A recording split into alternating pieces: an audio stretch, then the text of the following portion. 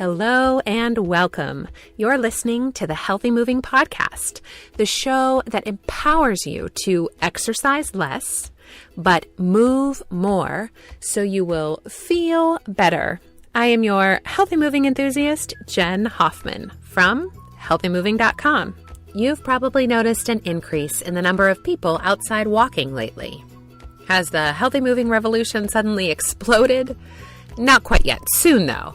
No, the latest craze is Pokemon Go. And today I'm answering a question that I've been asked at least a few dozen times in the last week.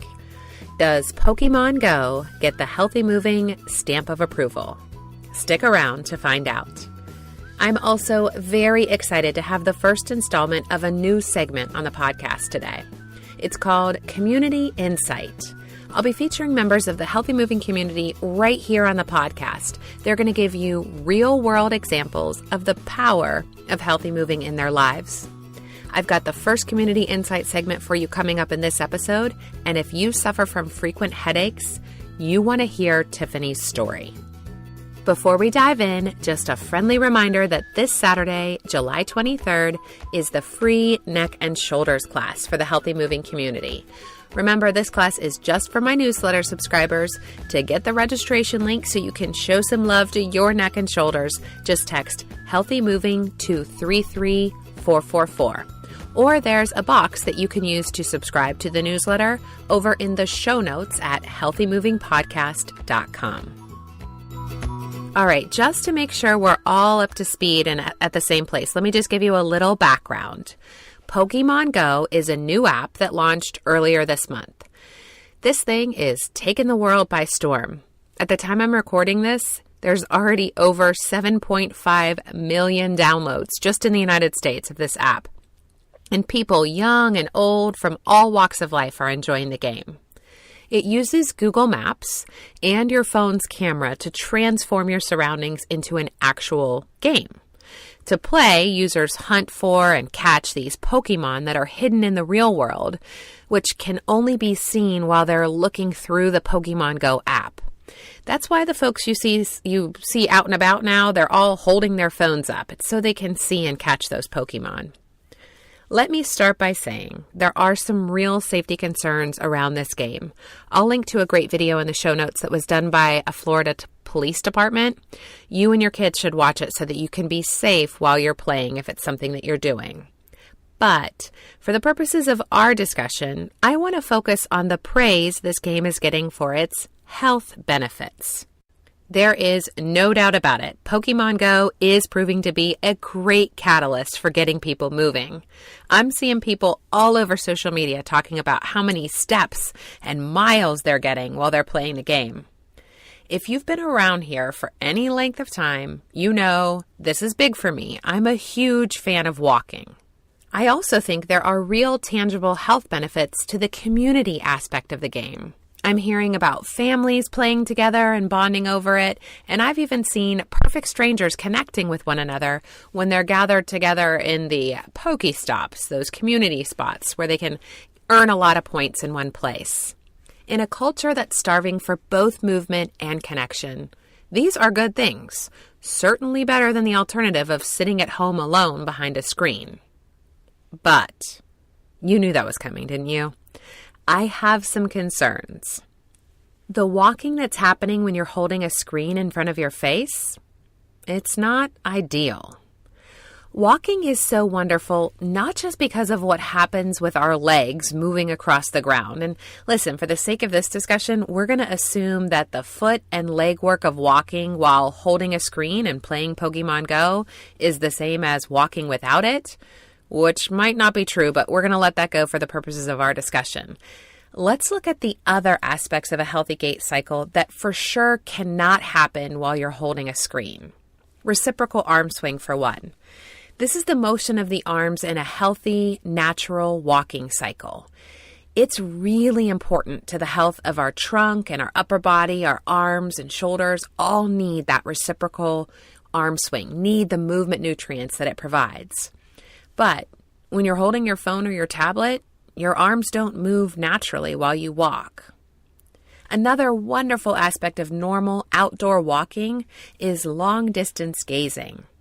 You know, the eye muscles are in their most relaxed position when we're looking at something that's far away. That's something that happens pretty naturally when we're outside walking. Not so much so when you're playing Pokemon Go, though. Instead, you're just looking at the device that's right in front of your face. If you get regular eye strain headaches, this is something to pay attention to. And then we should consider the other not so great aspects of holding a device. The impact on the hands, wrists, arms, and shoulders. All not great. As we've talked about before, go back and check out episode 34 where we were talking about the problem with exercise. When we add technology to something natural, we take away some good things and we add some not so good things. Just like when we process food, when we process movement, bad things can happen. Is it better than playing a game at home on the couch? For sure. Is it healthy? I don't think I can go that far. I'd much prefer a good old-fashioned device-free scavenger hunt for some family bonding outdoor time. I do believe this game might remind people of how powerful time spent outside walking can be, for far more than catching Pokemon. If you have been playing the game and you really like the idea of moving while you do other things, I have just the class for you. Join me for my free no-time exercise solution class to learn my 4-step system for women who don't have time to work out. To get yourself registered, head to healthymoving.com/free class, or you can text NOTIME, NOTIME, all one word, to 33444. Okay, we'll be back in just a moment with our first Community Insight segment. All right, I am so excited to have one of my students, Tiffany, who is from Lexington, Kentucky, with us. Thank you so much for being with us, Tiffany. Oh, I'm so glad to be here. Okay, so first, before we talk about your favorite healthy moving exercise, tell us a little bit about your typical day, just so we can get a feel for, what your normal routine looks like. My day is spent mostly behind the computer or behind the steering wheel. At least that's the way it feels.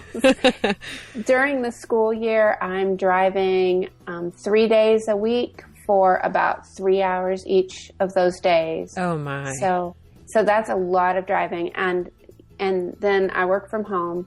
So that's and your all work behind is the computer. Yeah, all at the computer. Okay, so I think a lot of people can relate to both of those things in our modern world. We all spend a lot of time in the car and at the computer. What is one of your favorite healthy moving exercises? My favorite current, because it does change, but my current favorite is, I think you call it ramping the head. Yes, ramping the head. Okay, I'll describe for everybody how to do that in just a second, but tell us why you like it. How has it been helping you? That one helps. I have migraines that I deal with, although those have gotten dramatically better over the last few months. And I think that is attributable to the work that I've done with healthy moving. The ramping the head works because I think I go through life like a turtle with my head stuck out where I'm trying to see a computer screen or what's on the road. And it just builds a lot of tension in the neck and shoulders. So when I do that, I do it a lot when I'm just driving, when I'm sitting at the computer. This sounds crazy, in the middle of the night, I used to get a lot of headaches, and I figured out that I was curling into a fetal position. And the more my head hurt, the tighter I was curling. So once I started working with you, I realized I needed to straighten out and get my spine in some kind of an alignment. And when I heard you talk about the ramping up the head, I even do that in the night. I do it laying down, so it's not it's not the same, because my goal is to go back to sleep. Yes. And I love that you're finding out, because so much is so powerful. You're like really doing advanced work, because it's so powerful if you can experiment with these different alignment points and exercises in different planes of positioning. Like, we're tempted to always think, oh, I always do this particular exercise while I'm standing or while I'm sitting up. But if you do the exact same thing in a different position, it's different muscles. So I think that's really powerful that you're doing it. And I love that. Yeah. So let me tell everybody how to do it so that they can have especially because I agree with you completely that it's so helpful for people who have regular tension headaches and a lot of upper body tension, neck and shoulder tension in general.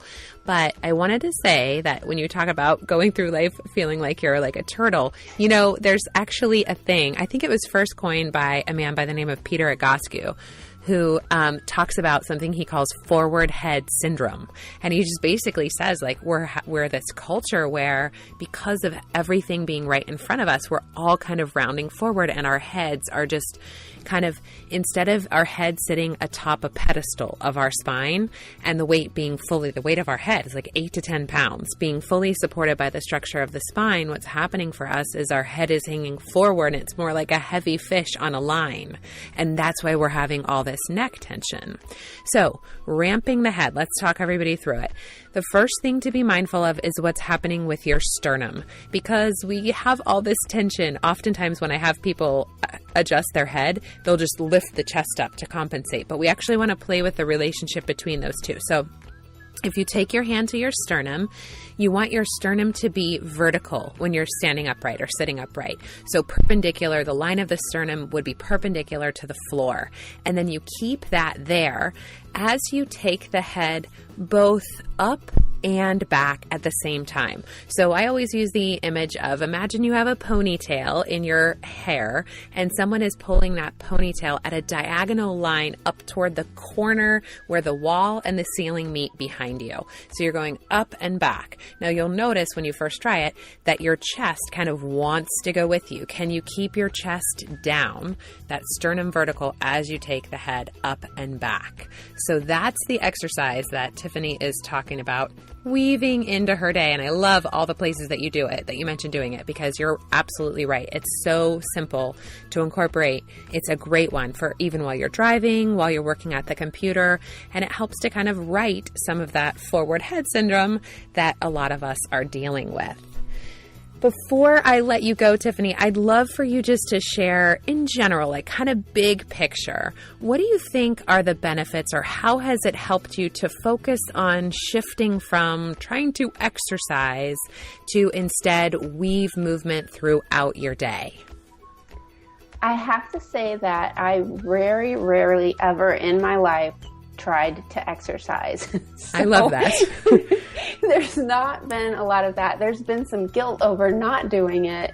And there have been a few times when I have actually tried, but I hate exercising. Healthy moving is so much better because I'm doing all kinds of little things that change how I move through the world.